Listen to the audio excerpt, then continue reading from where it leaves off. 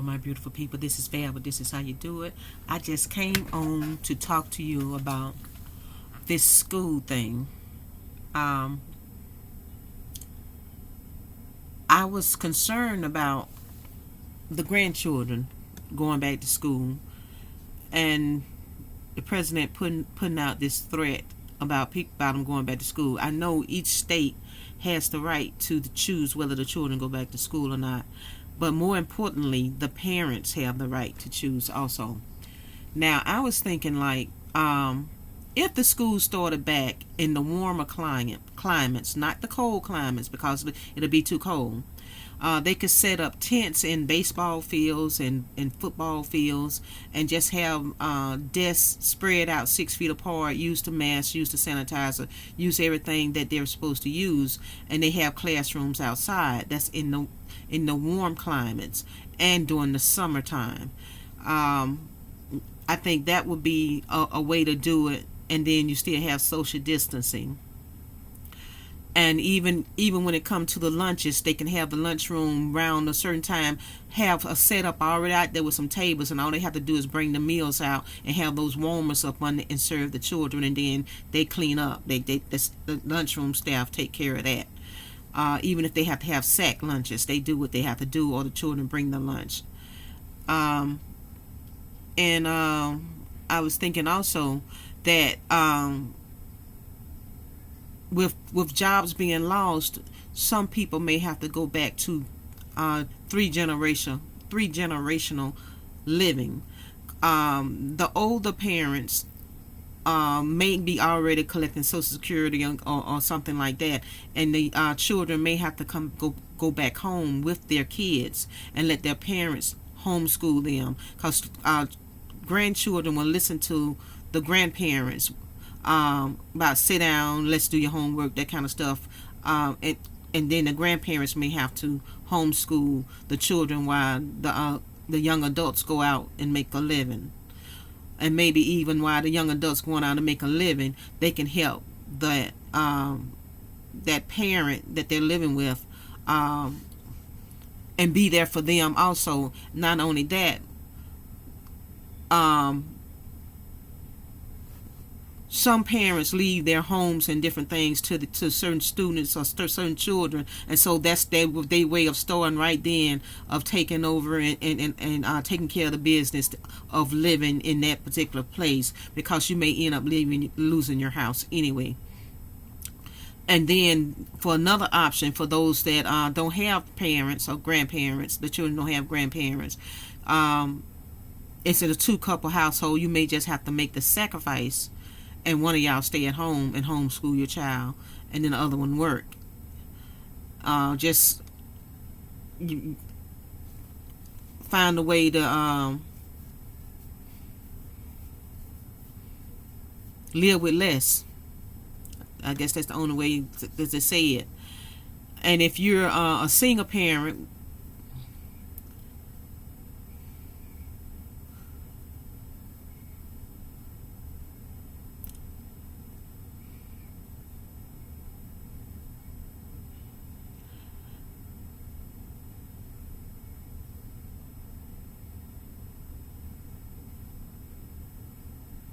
you have to do 2 single parents to get together and see what they can do to help each other out.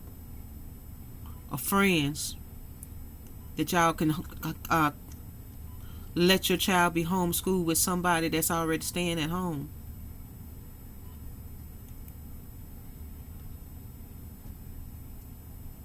But I've been thinking on this thing. I think it's such a tragic thing that the president is suggesting.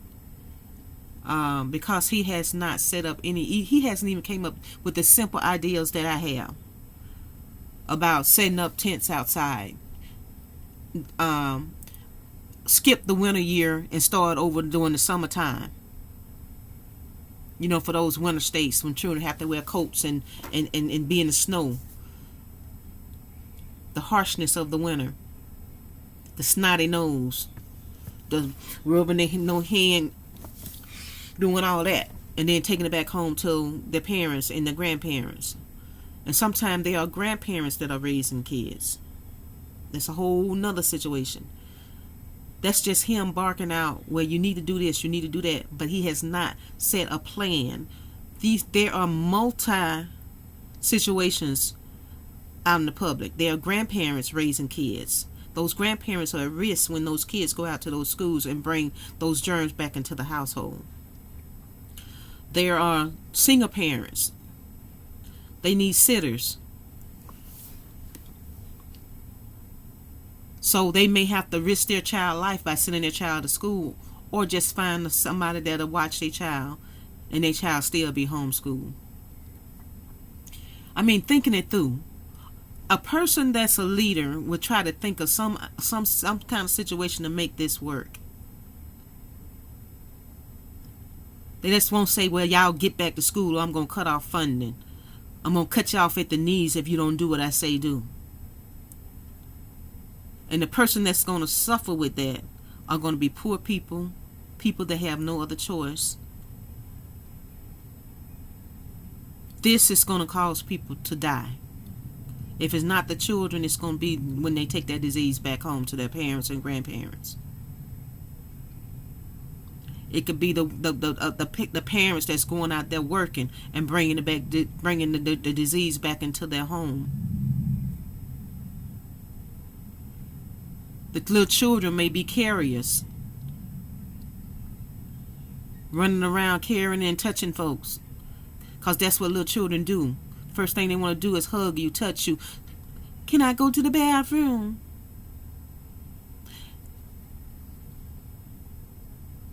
May I have that?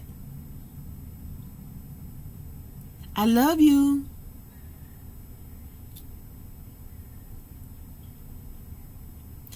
And this is Val with This Is How You Do It. Think about it. Some of you may have to go back home.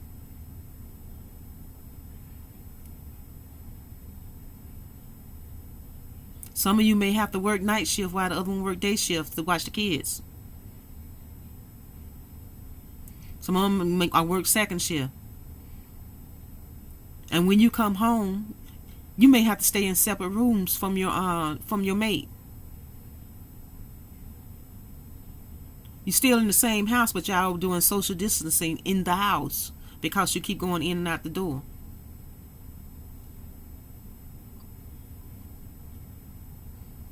You sit in the living room, they sit in the kitchen. Or you sit in the kitchen, they sit in the living room, or y'all both in the living room and the kitchen, but y'all about this far apart, one from this wall to that wall, but y'all still talking and conversating, and y'all still family.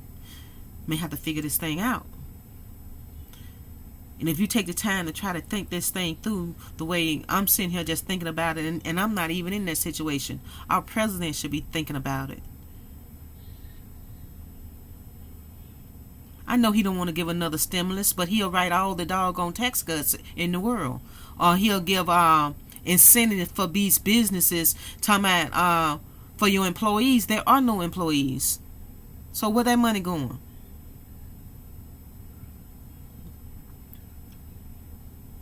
Something need to be done.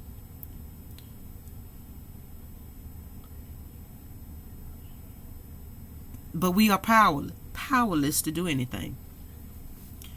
But those are your children, your decision on what you're going to do. I talked to Tonya a little while ago. She said she already got her children already set up and told her school that they will not be going back. And they're going to get the laptops that they'll need, where their teacher is going to be virtual teaching. They're going to have some kids in the classroom and they're going to have some kids at home. The teacher will be writing on the blackboard, and then kids going to be seeing what's being done, but they're going to have their laptop at the house.